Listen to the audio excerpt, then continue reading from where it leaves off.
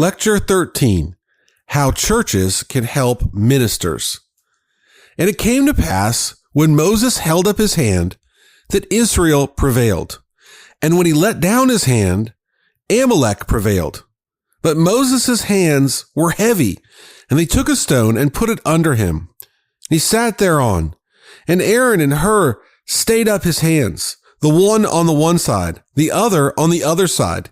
And his hands were steady until the going down of the sun. And Joshua discomfited Amalek and his people with the edge of the sword. You who read your Bibles will recollect the connection in which these verses stand. The people of God, in subduing their enemies, came to battle against the Amalekites, and these incidents took place. It is difficult to conceive why importance should be attached to the circumstance of Moses holding up his hands, unless the expression is understood to denote the attitude of prayer.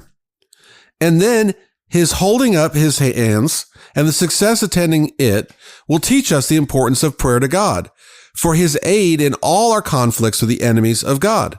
The cooperation and support of Aaron and Hur have generally understood to represent the duty of churches to sustain and assist ministers in their work, and the importance of this cooperation to the success of the preached gospel. I shall make this use of it on the present occasion. As I have spoken of the duty of ministers to labor for revivals, I shall now consider the importance of the cooperation of the church in producing and carrying on a revival. There are a number of things whose importance in promoting a revival has not been duly considered by churches and ministers, which, if not attended to, will make it impossible that revivals should extend or even continue for any considerable time. In my last two lectures, I have been dwelling on the duties of ministers, as it was impossible for me to preach a course of lectures on revivals without entering more or less extensively into that department of means. I have not done with that part of the subject, but thought it important here to step aside and discuss some points in which the church must stand by and aid their minister if they expect to enjoy a revival. In discussing the subject, I propose 1, to mention several things which Christians must avoid if they would support ministers. 2, some things to which they must attend. I am to mention several things that must be avoided. By all means, keep clear of the idea, both in theory and practice, that a minister is to promote revivals alone. Many people are inclined to take a passive attitude on this subject and feel as if they had nothing to do. They have employed a minister and paid him to feed them with instruction and comfort, and now they have nothing to do but to sit and swallow the food he gives. They are to pay his salary and attend on his preaching, and they think that is going to doing a great deal. And he, on his part, is expected to preach good, sound, comfortable doctrine to bolster them up and to make them feel comfortable, and so they should expect to go to heaven. I tell you, they will go to hell if this is their religion. That is not the way to heaven. Rest assured that where the Spirit prevails in the church, however good the minister may be, the church have taken the course to prevent a revival. If he is ever so faithful, ever so much engaged, ever so talented and eloquent, he may wear himself out and perhaps destroy his life, but he will have little or no revival. Where there is no church, or very few members in the church, a revival may be promoted without any organized effort of the church because it is not there. And in such a case, God accommodates his grace to the circumstances, as he did when the apostles went out single-handed to plant the gospel in the world. I have seen instances of powerful revivals where such was the case. But where there are means, God will have them used. I'd rather have no church in a place than attempt to promote a revival in a place where there is a church which will not work. God will be inquired of by his people to bestow blessings. The counteracting influence of a church that will not work is worse than infidelity. There is no possibility of occupying neutral ground in regard to a revival, though some professors imagine they are neutral. If a professor will not lay himself out in the work, he opposes it. Lest such a one attempt to take middle ground and say he is going to wait and see how they come out. Why? That is the very ground the devil wants him to take.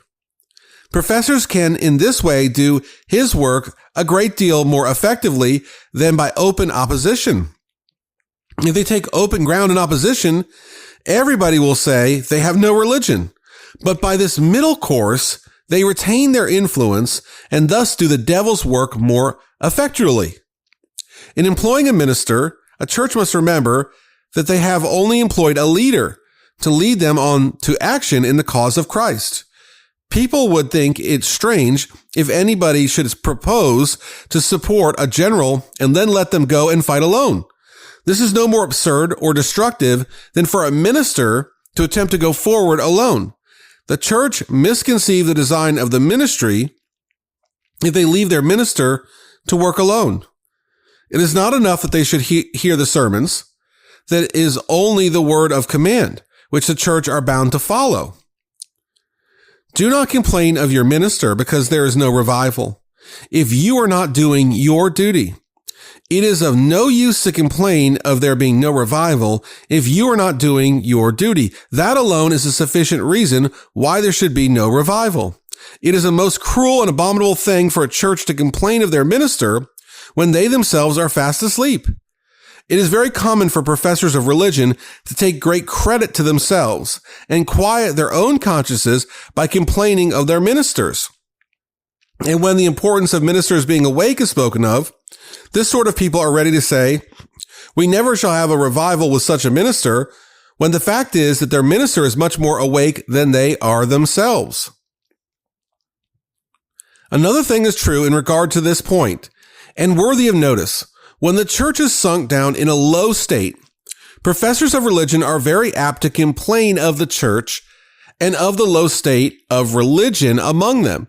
That intangible and irresponsible being, the church, is greatly complained of by them for being asleep.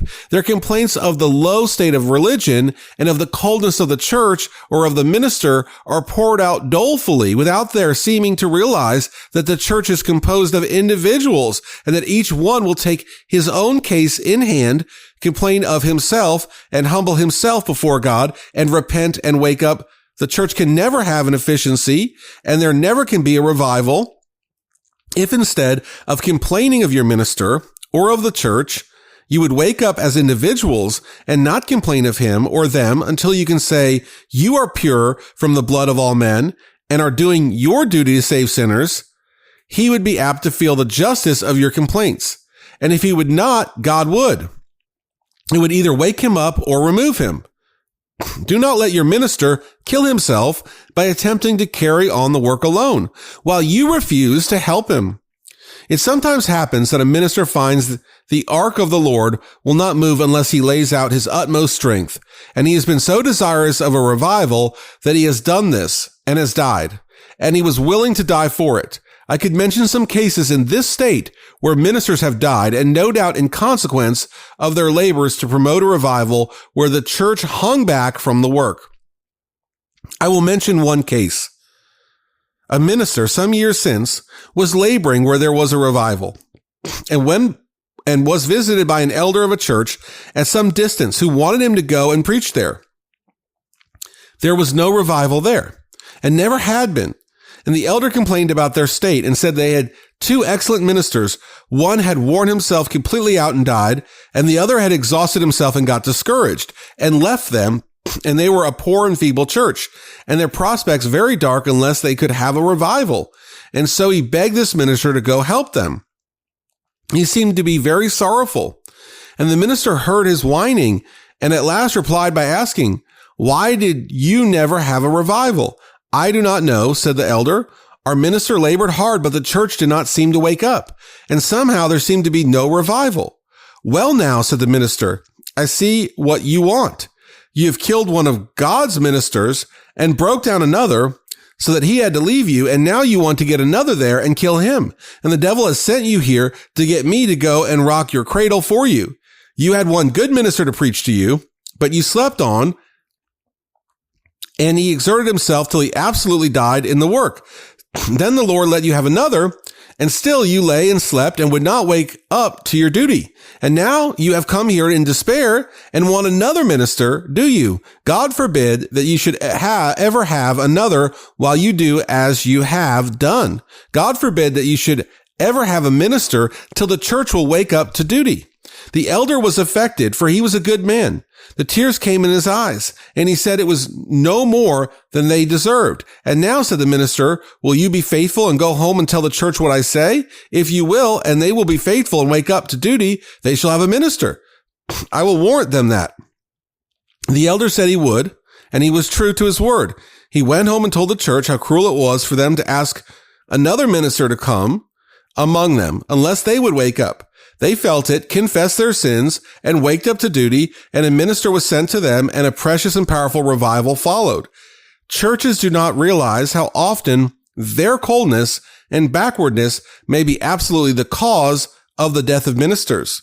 The state of the people and of sinners rests upon their mind. They travail in soul night and day, and they labor in season and out of season, beyond the power of the human constitution, to bear till they wear out and die. The church know not the agony of a minister's heart when he travails for souls and labors to wake up the church, to help, and still sees them in the slumbers of death. Perhaps sometimes they will rouse up to spasmodic effort for a few days, and then all is cold again. And so many a faithful minister wears himself out and dies, and then these heartless professors are the first to blame him for doing so much. I recollect a case of a good minister who went to a place where there was a revival, and while there heard a pointed sermon to ministers. He received it like a man of God. He did not rebel against God's truth, but he vowed to God that he never would rest until he saw a revival among his people. He returned home and went to work. The church would not wake up except a few members, and the Lord blessed them and poured out his spirit, but the minister laid himself down on his bed and died in the midst of the revival. Be careful not to complain of plain, pointed preaching, even when its reproofs fasten on yourselves. Churches are apt to forget that a minister is responsible only to God. They want to make rules for a minister to preach by so as not to have it fit them. If he bears down on the church and exposes the sins that prevail among them, they call it personal and rebel against the truth. Or they say he should not preach so plainly to the church before the world. It exposes religion. They say he ought to take them by themselves and preach to the church alone and not tell sinners how bad Christians are. But there are cases where a minister can do no less than to show the house of Jacob their sins. If you ask, why not do it when we are by ourselves? I answer, just as if sinners did not know you did wrong. I will preach to you by yourselves about your own sins, when you will get together by yourselves to sin. But as the Lord liveth, if you sin before the world, you shall be rebuked before the world. It is not a fact that sinners do know how you live, and that they stumble over you into hell. Then do not blame ministers when they see it their duty to rebuke the church openly before the world. If you are so proud you cannot bear this, you need not expect a revival. Do not call preaching too plain because it exposes the faults of the church. There is no such thing as preaching too plain. Sometimes professors take alarm lest the minister should offend the ungodly by plain preaching, and they will begin to caution him against it and ask him if he had not better alter a little to avoid giving offense, and the like. This fear is excited especially if some of the more wealthy and influential members of the congregation are offended, lest they should withdraw their support from the church and no longer give their money to help to pay the minister's salary. And so the burden will come the heavier on the church. They never can have a revival in such a church. Why? The church ought to pray above all things that the truth may come on the ungodly like fire. What if they are offended? Christ can get along very well without their money. Do not blame your minister, nor ask him to change his mode of preaching to please and conciliate the ungodly.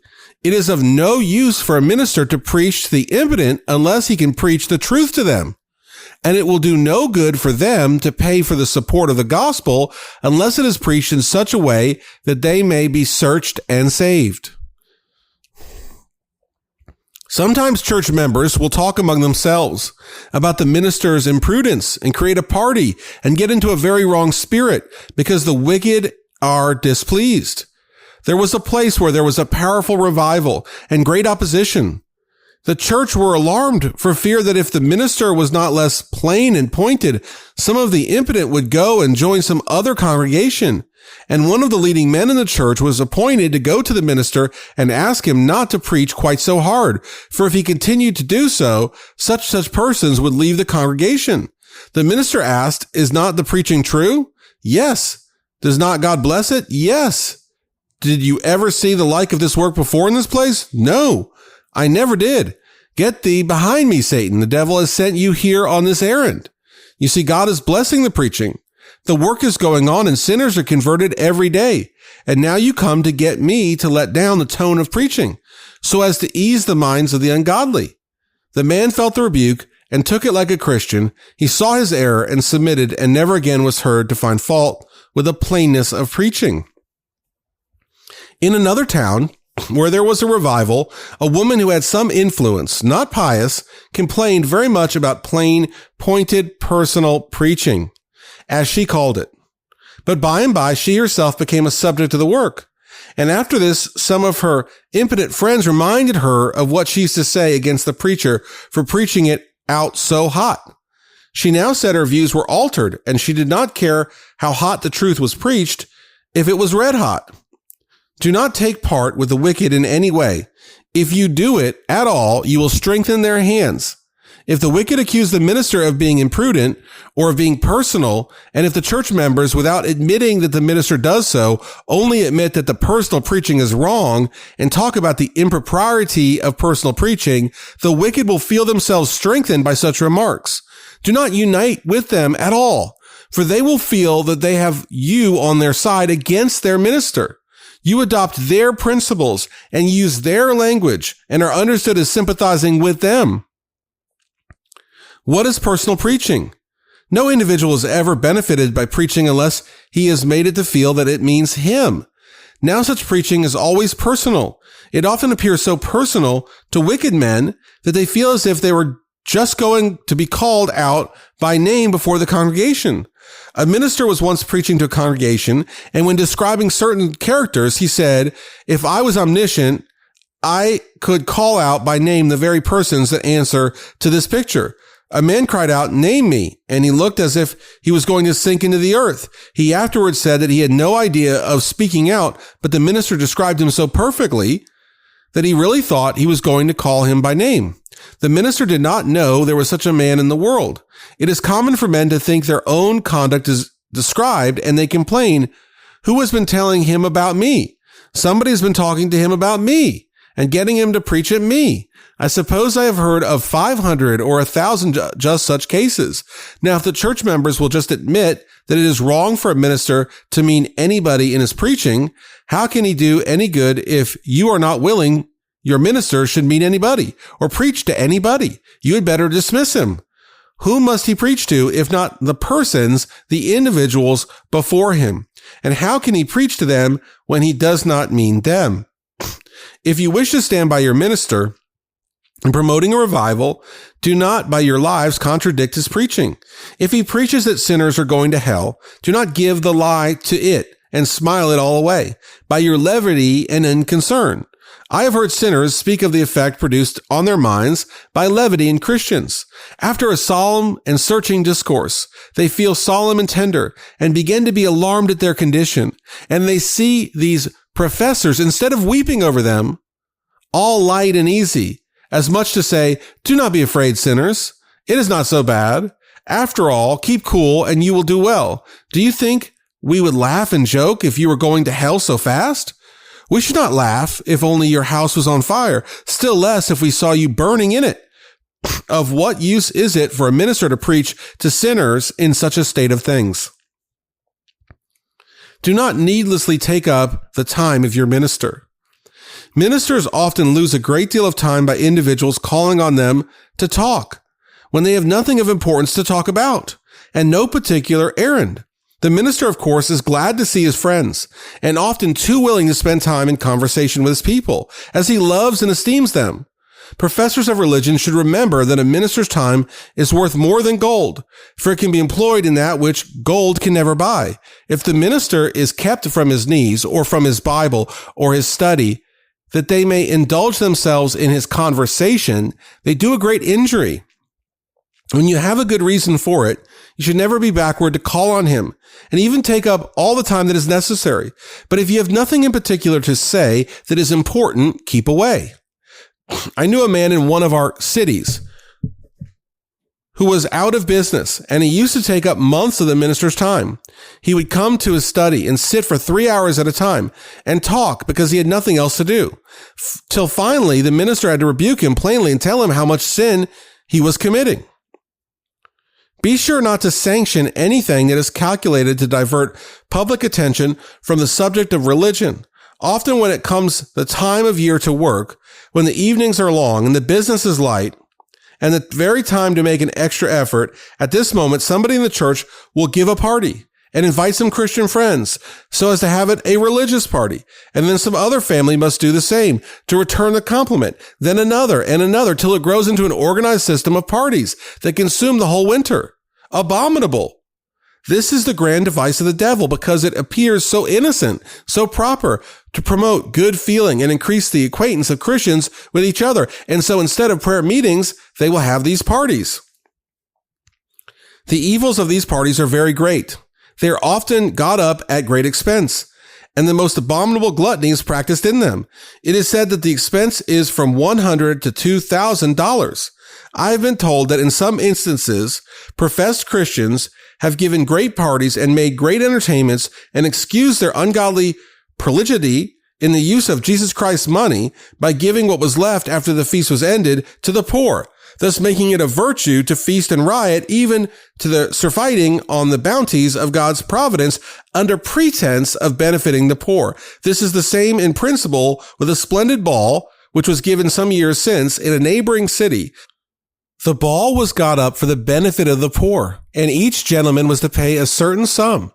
And after the ball was ended, whatever remained of the funds thus raised was to be given to the poor. Truly, this is strange charity, to eat and drink and dance. And when they have rioted and feasted, until they can enjoy it no longer, they deal out to the poor the crumbs that have fallen from the table. I do not see why such a ball is not quite as pious as such Christian parties.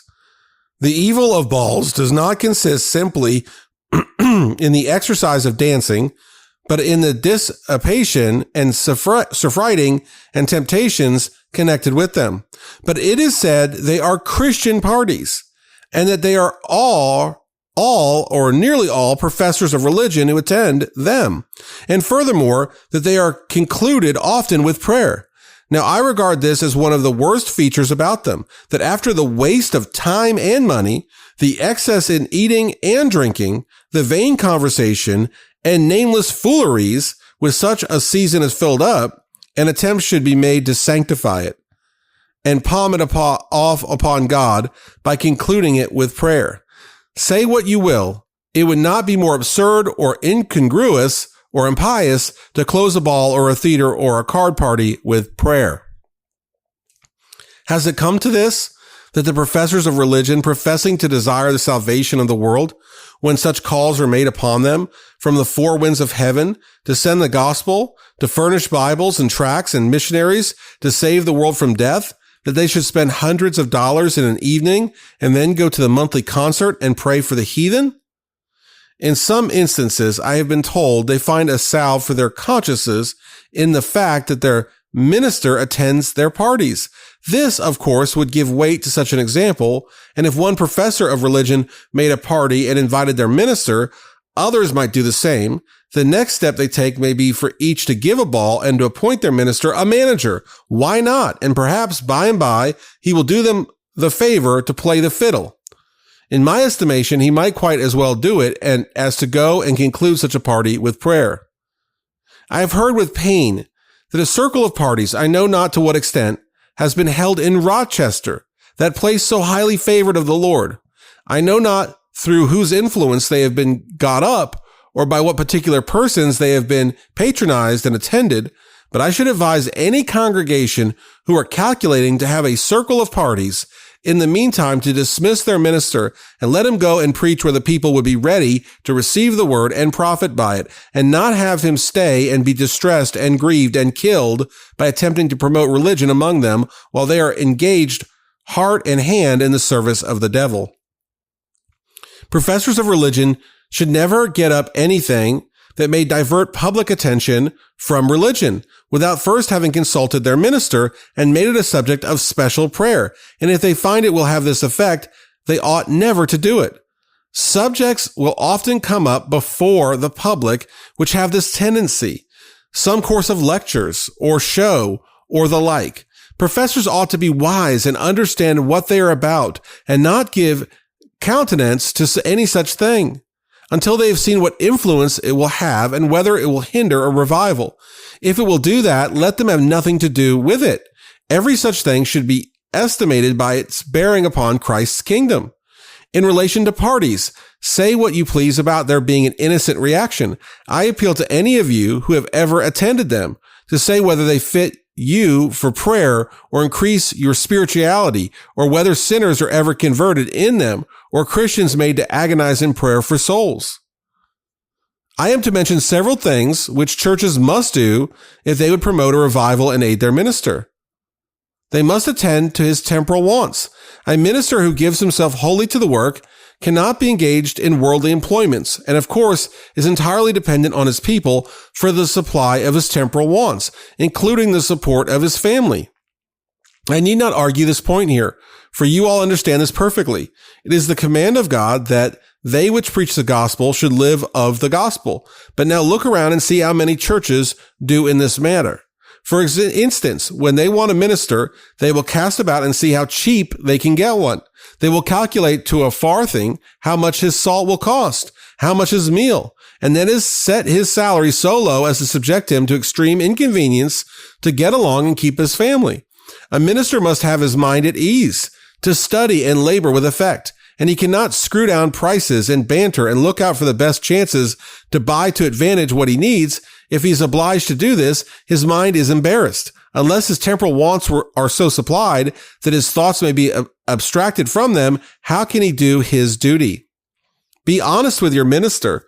Do not measure out and calculate with how much salt and how many bushels of grain he can possibly get along. Remember, you are dealing with Christ, and he calls you to place his ministers in such a situation that with ordinary prudence, temporal embarrassment is out of the question. Be punctual with him. Sometimes churches, when they're about settling a minister, have a great deal of pride about giving a salary, and they will get up a subscription and make out an amount which they never pay and very likely never expected to pay. And so after 1, 2, 3, or 4 years, the society gets $300 or $400 in errors to the minister, and then they expect he will give it to them. And all the while, they wonder why there is no revival. This may be the very reason, because the church have lied. They have faithfully promised to pay so much and have not done it. God cannot consistently pour out his Spirit on such a church. Pay him his salary without asking. Nothing is so embarrassing often to a minister as to be obliged to dun his people for his salary. Often he gets enemies and gives offense by being obliged to call and call and call for his money and then not get it as they promised. They would have paid it if their credit had been at stake, but when it is nothing but conscience and the blessing of God, they let it lie along. If any one of them had a note at the bank, you would see him careful and prompt to be on the ground before 3 o'clock. That is because the note will be protested, and they shall lose their character. But they know the minister will not sue them for his salary, and they are careless and let it run along, and he must suffer the inconvenience. This is not so common in the city as it is in the country, but in the country I have known some heart-rending cases of distress and misery by the negligence and cruelty of congregations in withholding that which is due. Churches live in habitual lying and cheating, and then wonder why they have no revival. How can they wonder? Pray for your minister. I mean something by this. And what do you suppose I mean?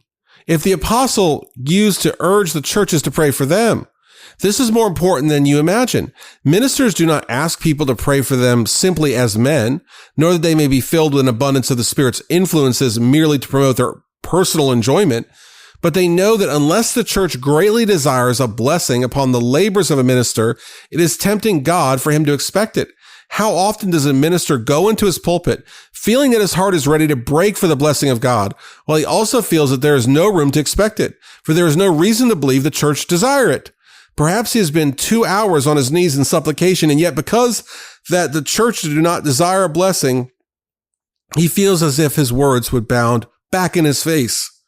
I've seen Christians who would be in agony when the minister was going into the pulpit, for fear his mind should be in a cloud, or his heart cold, or he should have no unction, and so a blessing should not come. I've labored with a man of this sort. He would pray until he got assurance in his mind that God would be with me in preaching, and sometimes he would pray himself sick. I have known the time when he has been in darkness for a season, while the people were gathering, and his mind was full of anxiety. And he would go again and again to pray, till finally he would come into the room with a placid face and say, "The Lord has come, and he will be with us." And I do not know that I ever found him mistaken. I have known a church bear their minister on their arms in prayer from day to day and watch with anxiety unutterable to see that he has the Holy Ghost with him in his labors. When they feel and pray thus, oh, what feelings and what looks are manifest in the congregation.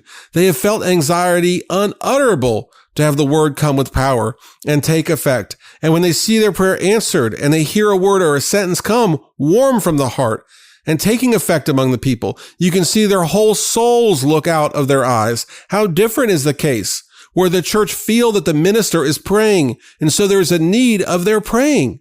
They are mistaken. The church must desire and pray for the blessing. God says he will be inquired of by the house of Israel. I wish you to feel that there can be no substitute for this.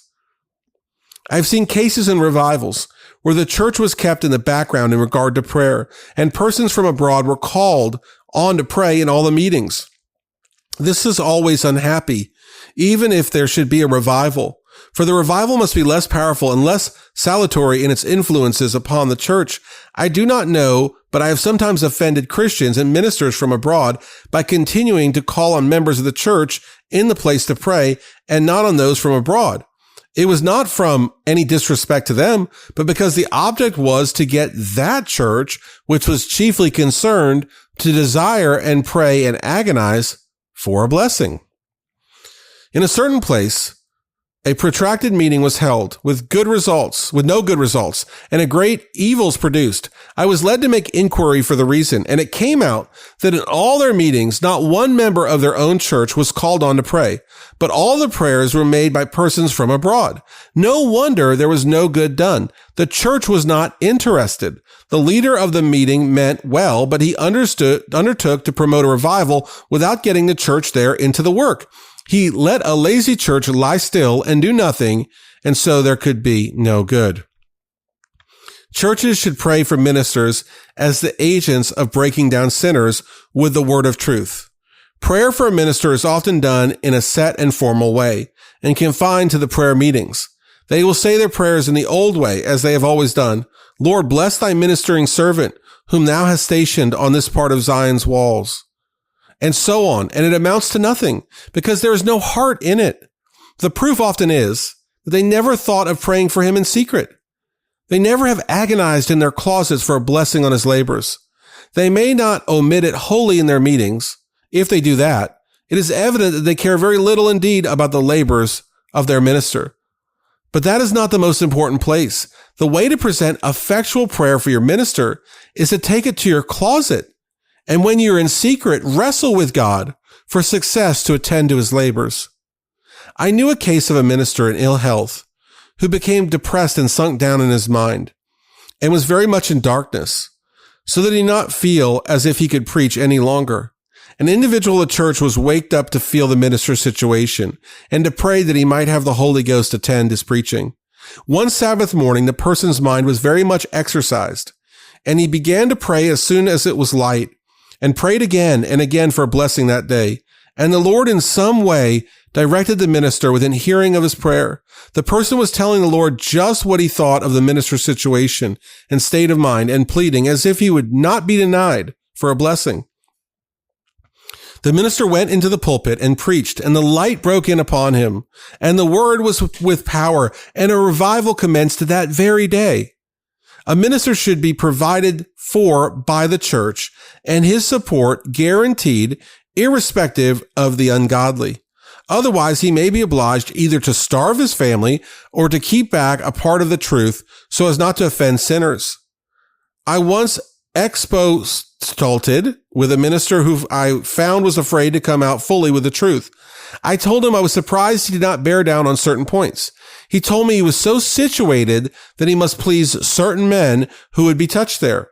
It was the ungodly that chiefly supported him and that made him dependent and temporizing.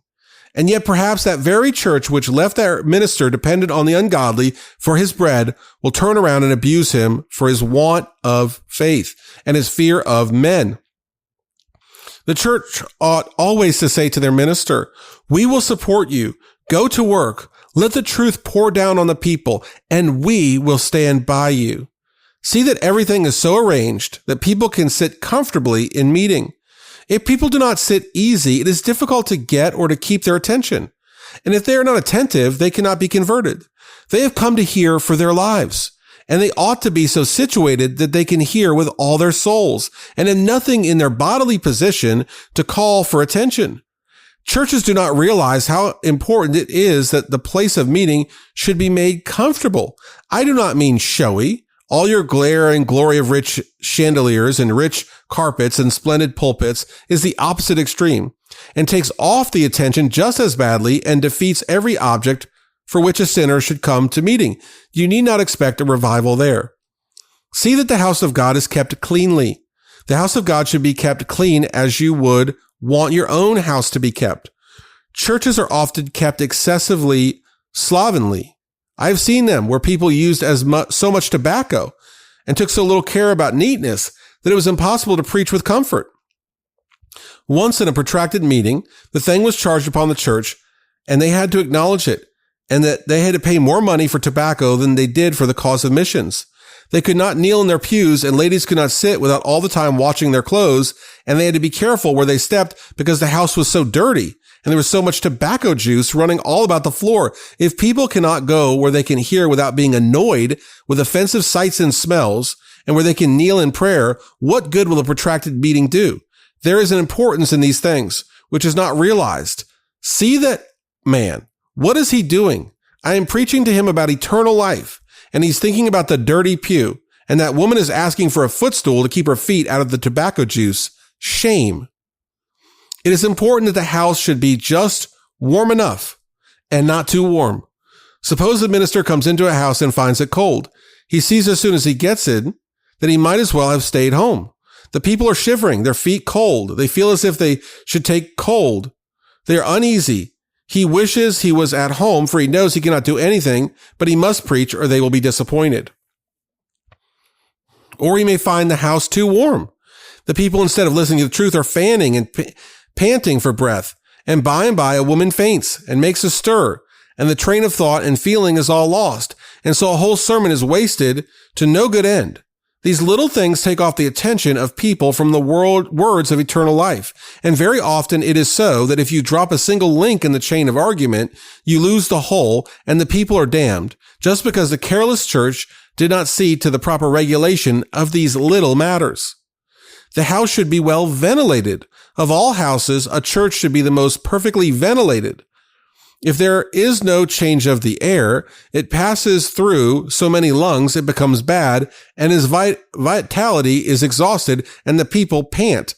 They know not why, and feel an almost irresistible desire to sleep, and the minister preaches in vain. The sermon is lost, and worse than lost, I have often wondered that this matter should be so little the subject of thought. The elders and trustees will sit and hear a whole sermon while the people are all but ready to die for the want of air. And the minister is wasting his strength in preaching where the room is just like an exhausted receiver. And there they sit and never think to do anything to help the matter.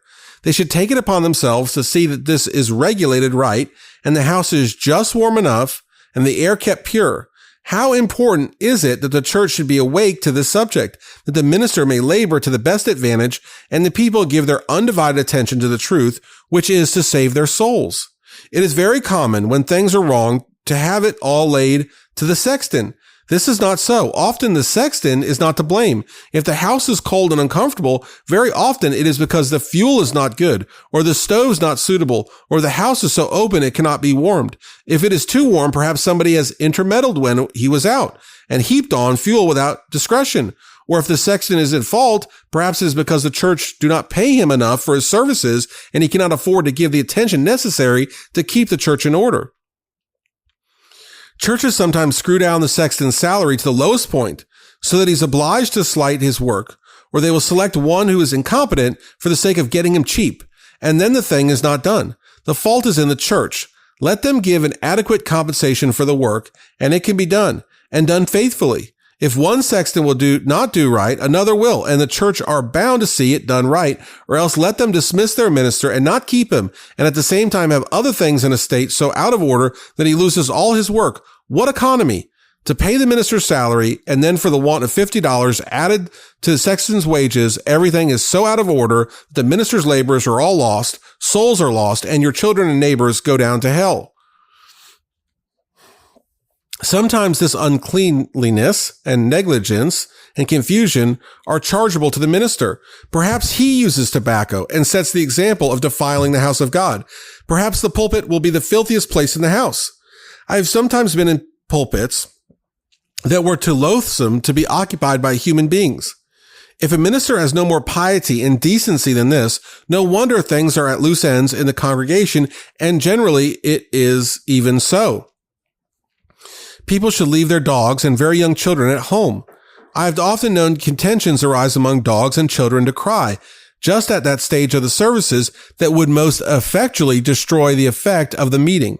If children are present and weep, they should instantly be removed. I have sometimes known a mother or a nurse sit and toss her child while its cries were diverting the attention of the whole congregation. This is cruel. And as for dogs, they had indefinitely better be dead than to divert attention from the word of God. See that deacon. Perhaps his dog has in this way destroyed more souls than the deacon will ever be instrumental in saving. The members of the church should aid the minister by visiting from house to house and trying to save souls. Do not leave all this to the minister. It is impossible he should do it, even if he gives all his time and neglects his study and his closet. Church members should take pains and qualify themselves for this duty so that they can be useful in it. They should hold Bible classes. Suitable individuals should be selected to hold Bible classes for the instruction of the young people, and where those who are awakened or affected by the preaching can be received and be converted. As soon as anyone is seen to be touched, let them be invited to join Bible class, where they will be properly entreated and they will be converted. The church should select the best men for this service and should all be on the lookout to fill up the Bible classes. It has been done in this congregation, and it is a very common thing when persons are impressed that they are observed by somebody and invited to join Bible classes, and they will do it. And there they are converted. I do not mean that we are doing all we ought to do in this way, or all we might do. We want more teachers, able and willing to take charge of such classes. Churches should sustain Sabbath schools, and in this way aid their ministers in saving souls. How can a minister attend to this and preach unless the church will take off these responsibilities and cares and labors? He must either neglect them or be crushed. Let the church be wide awake, watch, and bring in children to the school and teach them faithfully and lay themselves out to promote a revival in the school. They should watch over the members of the church. They should visit each other in order to stir each other up and know each other's spiritual state and provoke one another to love and good works. The minister cannot do it. He has not time. It is impossible. He should study and prepare sermons and at the same time visit every member of the church as often as it needs to be done to keep them advancing. The church are bound to do it. They are under oath to watch over each other's spiritual welfare. But how is this done? Many do not know each other. They meet and pass each other as strangers and never ask about their spiritual condition.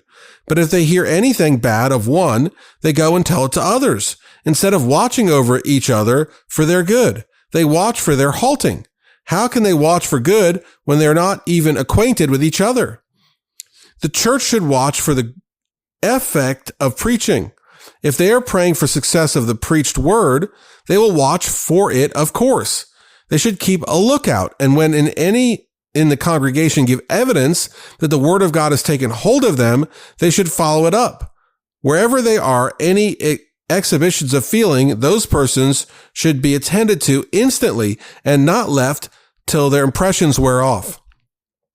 They should talk to them, or get them visited, or get them into the anxious meeting, or into the Bible class, or bring them to the minister. If the members of the church do not attend to this, they neglect their duty. If they attend to it, they may do incalculable good. There was a pious young woman who lived in a very cold and wicked place. She alone had the spirit of prayer, and she'd been praying for a blessing upon the word. At length, she saw one individual in the congregation who seemed to be affected by the preaching. And as soon as the minister came from the pulpit, she came forward, agitated and trembling, and begged him to go and converse with the person immediately. He did so, and the individual was soon converted, and a revival followed.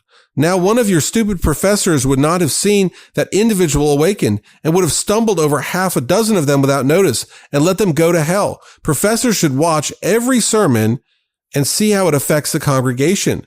I do not mean that they should be stretching their necks and staring about the house, but they should observe as they may, and if they find a person affected by preaching, throw themselves in his way and guide him to the Savior. Be aware and not give away all the preaching to others. If you do not take your portion, you will starve and become like spiritual skeletons. Christians should take their portion to themselves. If the word should be quite searching to them, they should make the honest application and lay it alongside their heart and practice it and live by it. Otherwise, preaching will do them no good. Be ready to aid your minister in effecting his plans for doing good. The minister is wise to devise plans for usefulness, and the church ready to execute them. They may carry all before them. But when the church hang back from every enterprise until they are actually dragged into it, when they are opposing every proposal because it will cost something, they are a dead weight upon a minister. If stoves are needed, oh no, they will cost something. If lamps are called for to prevent preaching in the dark, oh no, they will cost something. And so they will stick up candles on the posts or do without even meetings altogether. If they stick up candles, it'll soon come to pass that they either give no light or someone must run around and snuff them. And so the whole congregation are disturbed by the candle snuffer, their attention taken off, the sermon lost. I was once attending a protracted meeting where we were embarrassed because there were no lamps to the house. I urged the people to get them, but they thought it would cost too much. I then proposed to get them myself and was about to do it, but found it would give offense, and we went on without. But the blessing did not come to any extent. How could it? The church began by calculating to a cent how much it would cost, and they would not go beyond to save souls from hell. So where a minister appoints a meeting, such people cannot have it, because it will cost something. If they can offer unto the Lord that which costs nothing, they will do it. Miserable helpers they are. Such a church can have no revival. A minister might as well have a millstone about his neck as such a church. He had better leave them if he cannot learn the better and go where he will not be so hampered. Church members should make it a point to attend prayer meetings and attend in time. Some church members will always attend on preaching because they have nothing to do but to sit and hear and be entertained. But they will not attend to prayer meetings for fear they should be called on to do something. Such members tie up the hands of the minister and discourage his heart. Why do they employ a minister? Is it to amuse them by preaching, or is it that he may teach them the will of God that they may do it? Church members ought to study and inquire what they can do and then do it. Christians should be trained like a band of soldiers. It is the duty and office of a minister to train them for usefulness, to teach them and direct them and lead them on in such a way as to produce the greatest amount of moral influence. And then they should stand their ground and do their duty. Otherwise, they will be right in the way. There are many other points which I noted, and intended to touch upon, but there is not time. I could write a book as big as this Bible in detailing the various particulars that ought to be attended to. I must close with a few remarks. You see that a minister's want of success may not be wholly on account of a want of wisdom in the exercise of his office. I am not going to plead for negligent ministers. I never will spare ministers from the naked truth, nor apply flattering tides to men. If they are blameworthy, let them be blamed. And no doubt there are always more or less to blame when the word produces no effect. But it is far from being true that they are always the principal persons to blame. Sometimes the church is much more to blame than the minister. If an apostle or an angel from heaven were to preach, he cannot produce a revival of religion in that church. Perhaps they are dishonest to their minister, or covetous, or careless about the conveniences of public worship. Alas, what a state many country churches are in, where for the want of $100, everything is inconvenient and uncomfortable, and the labors of the preacher are lost. They live in sealed houses themselves and let the house of God lie waste. Or the church counteract all the influence of preaching by their ungodly lives, or perhaps their parties, their worldly show, as in most of the churches in the city, annihilate the influence of the gospel. Churches should remember that they are exceedingly guilty to employ a minister and then not aid him in his work. The Lord Jesus Christ has sent an ambassador to sinners to turn them from their evil ways, and he fails of his errand because the church refused to do their duty. Instead of recommending his message and seconding his entreaties and holding up his hands in all the ways that are proper, they stand right in the way and contradict his message and counteract his influence, and souls perish. No doubt in most of the congregations in the United States, the minister is often hindered so much that he might as well be on a foreign mission a great part of the time, as to be there for any effect of his preaching in the conversion of sinners, while he has to preach over the heads of an inactive, stupid church. And yet these very churches are not willing to have their minister absent a few days to attend a protracted meeting. We cannot spare him. Why? He is our minister, and we like to have our minister here, while at the same time they hinder all he can do. If he could, he would tear himself right away and go where there is no minister and where the people would be willing to receive the gospel, but there he must stay, though he cannot get the church into a state to have a revival once in 3 years to last 3 months at a time. It might be well for him to say to the church, whenever you are determined to take one of these long naps, I wish you to let me know it, so that I can go and labor somewhere else in the meantime, till you are ready to wake again. Many churches cannot be blessed with a revival because they are sponging out of other churches and out of the treasury of the Lord for the support of their minister when they are abundantly able to support him themselves. Perhaps they are dependent on the Home Missionary Society or on other churches, while they are not exercising any self-denial for the sake of the gospel. I've been amazed to see how some churches live. One church that I was acquainted with actually confessed that they spent more money for tobacco than they gave for missions. And yet they had no minister because they were not able to support one, and they have none now. And yet there is one man in that church who is able to support a minister, and still they have no minister and no preaching. The churches have not been instructed in their duty on this subject. I stopped in one place last summer where there was no preaching. I inquired of an elder in the church why it was so, and he said it was because they were so poor. I asked him how much he was worth. He did not give me a direct answer, but said that another elder's income was about $5,000 a year. And I finally found out that this man's was about the same. Here, said I, are 2 elders, each of you able to support a minister. And because of you cannot get help from abroad, you have no preaching. Why, if you had preaching, it would not be blessed while you were thus sponging out the Lord's treasury? Finally, he confessed that he was able to support a minister, and the 2 together agreed that they would do it. It is common for churches to ask for help when in fact they do not need any help, and when it would be a great deal better for them to support their own minister. If they get funds from the Home Missionary Society, when they ought to raise them themselves, they may expect the curse of the Lord upon them, and this will be a sufficient reason for the gospel's proving to them a curse rather than a blessing. Of how many churches might it be said, ye have robbed God, even this whole church? I know a church who employed a minister, but half the time felt unable to pay his salary for that. A female working society in a neighboring town appropriated their funds to this object and assisted this church in paying their minister's salary. The result was as you might be expected. He did them little or no good. They had no revival under his preaching, nor could they ever expect any while acting on such a principle. There was one main man in the congregation who could support the minister all the time. I was informed by a member that the church members were supposed to be worth $200,000. Now, if this is true, here is a church with an income at 7% of $14,000 a year who felt themselves too poor to pay $200 for support of a minister to preach half the time and would suffer the females of a neighboring town to work with their own hands to aid them in paying the sum. Among the elders of this church, I found that several of them used tobacco.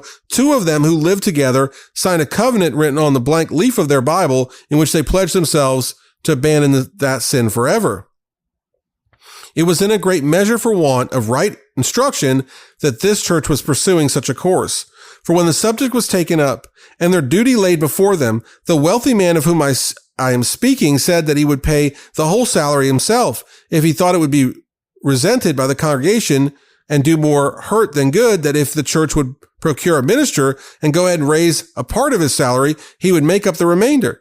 They can now not only support a minister half the time, but all the time and pay his salary themselves, and they will find it good and profitable to do so. As I have gone from place to place laboring in revivals, I have always found that churches were blessed in proportion to their liberality, where they have manifested a disposition to support the gospel and to pour their substance liberally into the treasury of the Lord. They have been blessed both in spiritual and temporal things. But where they have been pernicious and let the minister preach for them for little to nothing, these churches have been cursed instead of blessed. And as a general thing in revivals of religion, I have found it to be true that young converts are most inclined to join those churches which are most liberal in making efforts to support the gospel. The churches are very much in the dark on this subject. They have been taught their duty. I have in many instances found an exceeding readiness to do it when the subject was laid before them. I knew an elder in a church who was talking about getting a minister for half the time because the church were poor, although his own income was considerable. I asked him if his income was not sufficient to support a minister all the time.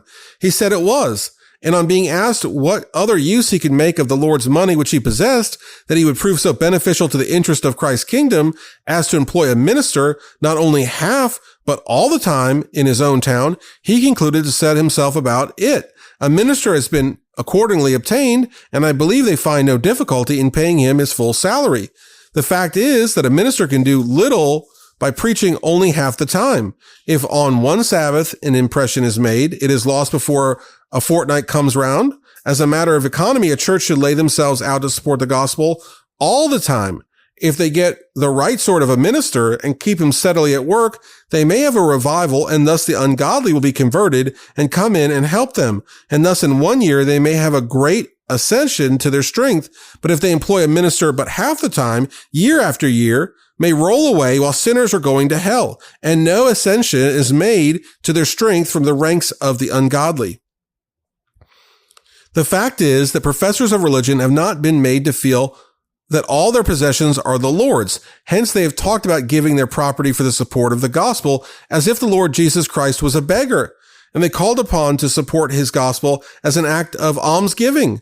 A merchant in one of the towns in the state was paying a large part of his minister's salary. One of the members of the church was relating the fact to a minister from abroad and speaking of the sacrifice which this merchant was making. At this moment, the merchant came in. "Brother," said the minister, "you are a merchant. Suppose you employ a clerk to sell goods and a schoolmaster to teach your children. You order your clerk to pay your schoolmaster out of the store such an amount for his services in teaching.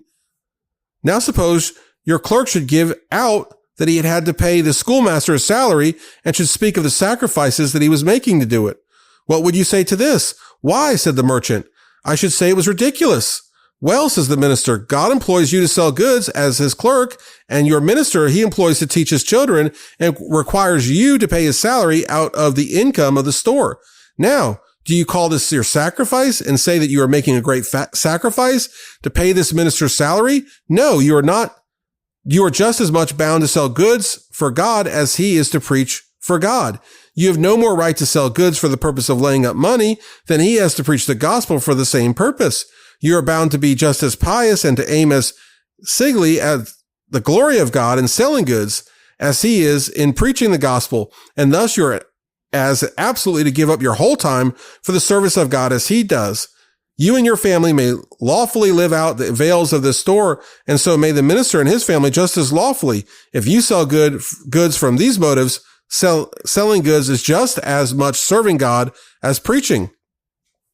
And a man who sells goods upon these principles and acts in conformity to them is just as pious, just as much in the service of God as he who preaches the gospel. Every man is bound to serve God in his calling. The minister by teaching, the merchant by selling goods, the farmer by tilling his fields, the lawyer and physician by applying the duties of their profession. It is equally unlawful for any one of these to labor for the meat that perisheth. All they do is to be for God, and all they can earn after comfortably supporting their families is to be dedicated to the spread of the gospel and the salvation of the world. It has long enough been supposed that ministers must be more pious than other men, that they must not love the world, that they must labor for God, that they must live as frugally as possible, and lay out their whole time and health and strength in life to build up the kingdom of Jesus Christ. This is true, but although other men are not called to labor in the same field and to give up their time to public instruction, yet they are just as absolutely bound to consider their whole time as God's, and have no more right to love the world or accumulate wealth or lay it up for their children or spend it upon their lusts than ministers have. It is high time the church was acquainted with these principles, and the Home Missionary Society may labor till the day of judgment to convert the people, and they will never succeed till the churches are led to understand and feel their duty in this respect. Why? The very fact that they're asking and receiving aid in supporting their minister from the Home Missionary Society while they are able to support him themselves is probably the very reason why his labors among them are not more blessed. I would that the American Home Missionary Society possessed 100 times the means that it now does of aiding feeble churches that are unable to help themselves. But it is neither good economy nor piety to give their funds to those who are able but unwilling to support the gospel, for it is vain to attempt to help them while they are able but unwilling to help themselves. If the Missionary Society had a ton of gold, it would be no charity to give it to such a church. But let the church bring in all the tithes to God's storehouse, and God will open the windows of heaven and pour down a blessing. But let the churches know as surely that if they are unwilling to help themselves to the extent of their ability, they will know the reason why such small success attends to the labors of their ministers. Here they are sponging their support from the Lord's treasury. How many churches are laying out their money for tea and coffee and tobacco and then come and ask aid from the Home Missionary Society? I will protest against aiding a church who use tea and tobacco and live without the least self-denial and who want to offer God only that which costs nothing. Finally, if they mean to be blessed, let them do their duty, do all their duty, put shoulder to the wheel, gird on the gospel armor, and come up to the work. Then if the church is in the field, the car of salvation will move on. Though all hell oppose, and sinners will be converted and saved. But if a church will give up all the labor to the minister, and sit still and look on while he is laboring, and themselves do nothing but complain of him, they will not only fail of a revival of religion, but if they continue slothful and censorious, will by and by find themselves in hell for their disobedience and unprofitableness in the service of Christ.